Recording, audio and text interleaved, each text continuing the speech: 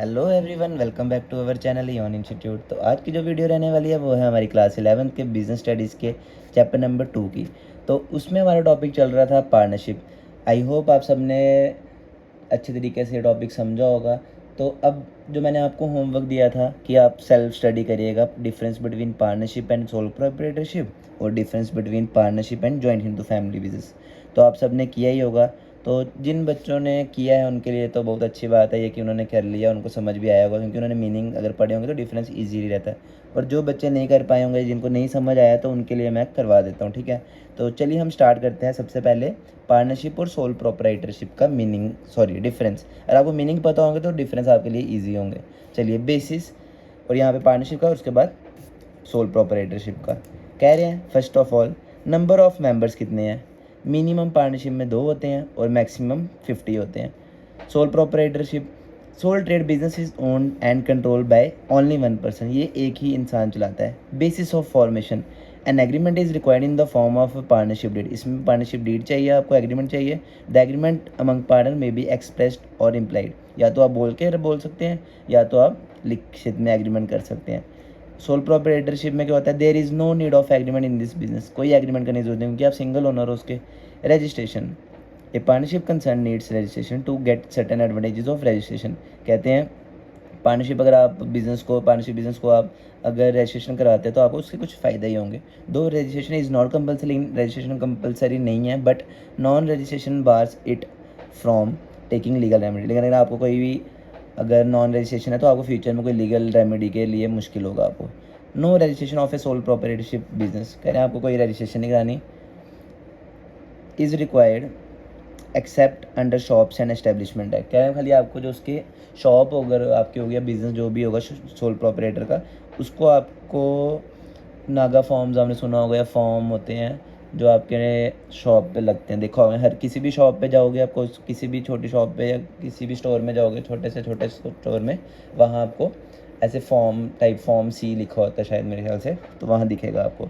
Management, all partners have equal rights and all of them can participate in the management, कह रहे हैं हर एक partner के पास equal rights है और सारे के सारे पार्टिसिपेट कर सकते हैं मैनेजर में। They can bind the business by there acts, वो बिजनेस को चला सकते हैं आप सब, मतलब जो भी उनके रूल्स एंड रेगुलेशन एक्ट के through. This business is control by one person only, इसको खाली एक ही बंदा चलाता है। His order is a law and he is final authority in the concern, कह रहे उसी का जो ऑर्डर होगा वही माना जाएगा और वही अपने आप को अथॉरिटी देता है, ये मैंने काम करना है। Risk, the business risk is shared bye all the partners in proportion of their profit sharing ratio, कह रहे इसमें जो बिज़नेस में पार्टनरशिप बिजनेस में जो भी आप कमाओगे, तो अगर बाई चांस आपको लॉस हो रहा है या कोई रिस्क है तो वो सबको शेयर किया जाएगा, ठीक है। चाहे अगर आप प्रॉफिट ले रहे हो वो भी शेयर किया जाएगा, अगर लॉस होगा वो भी शेयर किया जाएगा। The whole risk is shared by the sole proprietorship या सोल ट्रेडर, कह रहे इसमें सारा का सारा रिस्क कौन शेयर करता है, सोल ट्रेडर करता है।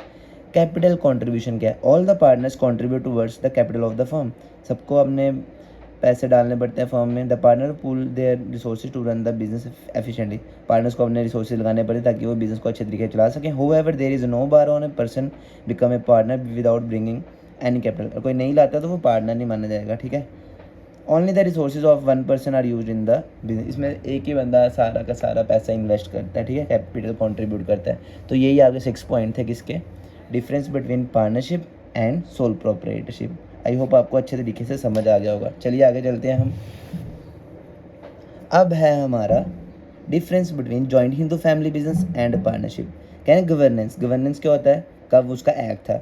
Joint Hindu family business is govern by Hindu succession act 1956। अगर आप कोई पूछेगा कि कब गवर्नेंस हुई थी, इसकी गवर्न हुआ था किसके अंदर, एक्ट कौन से एक्ट के अंदर, हिंदू सक्सेशन एक्ट 1956। और पार्टनरशिप किसके अंदर थे, partnership act 1932। Number of members, there should be a minimum 2 members, जो हमने पढ़ लिया। और इसमें क्या था कि there is no limit on maximum, कोई भी लिमिट नहीं है, आप जितने मर्जी मेंबर्स कर सकते हो। लेकिन पार्टनरशिप में हमने पढ़ा है मिनिमम 2 होते हैं और मैक्सिमम 50 होते हैं। Legal position, no separate legal entity for its member, सब मेंबर्स को अलग अलग एंटिटी नहीं मिलती, इसमें क्या सबको अलग अलग पार्टनरशिप से अलग रखा जाता है, ठीक है, पार्टनर्स को। मेल और female, no distinction between, distinction मतलब तो है difference between male and female, इसमें कोई डिफरेंस नहीं होता कि आप मेल हो या फीमेल मेंबर, इसमें भी सेम रहेगा, ठीक है, आप मेल हो फीमेल हो, कोई इससे लेना देना नहीं है। लाइबिलिटी, लाइबिलिटी ऑफ ओनली करता is unlimited, liability of all the partners is unlimited, इसमें करता की जो लाइबिलिटी है वो अनलिमिटेड है, इसमें सारे पार्टनर्स की अनलिमिटेड है। मैनेजमेंट ओनली करता manages and controls the firm, करता ही सारा मैनेज करता काम को, फर्म को, सबका जो भी होगा उसमें कंट्रोल भी वही करेगा। इसमें सारे के सारे पार्टनर्स मिलके उसको मैनेज करते हैं और कंट्रोल करते हैं पार्टनरशिप फर्म को। Profits, profit is equally divided among all the partner all members, profit सबको बांटा जाएगा। इसमें क्या होगा, profit is divided on the basis of profit sharing ratio, जो उन्होंने डिसाइड किया होगा कि हम इस रेशियो में बांटेंगे, उसी रेशियो में इसमें इक्वली बांटते हैं। जैसे 5 मेंबर हैं तो आपको 10,000 प्रॉफिट हुआ मंथली, तो 2,000 पर मेंबर उसको मिलेगा। Minor, minor can be A member of Hindu undivided family firm, इसमें छोटा मतलब 18 साल छोटे लोग भी मेंबर बन सकते हैं।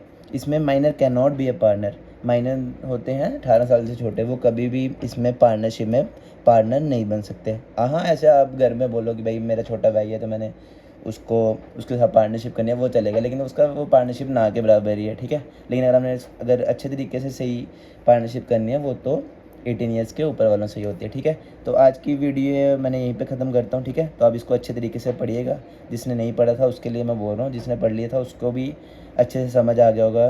तो आज के लिए बस इतना ही, देखते रहिए इओन इंस्टीट्यूट। Thank you.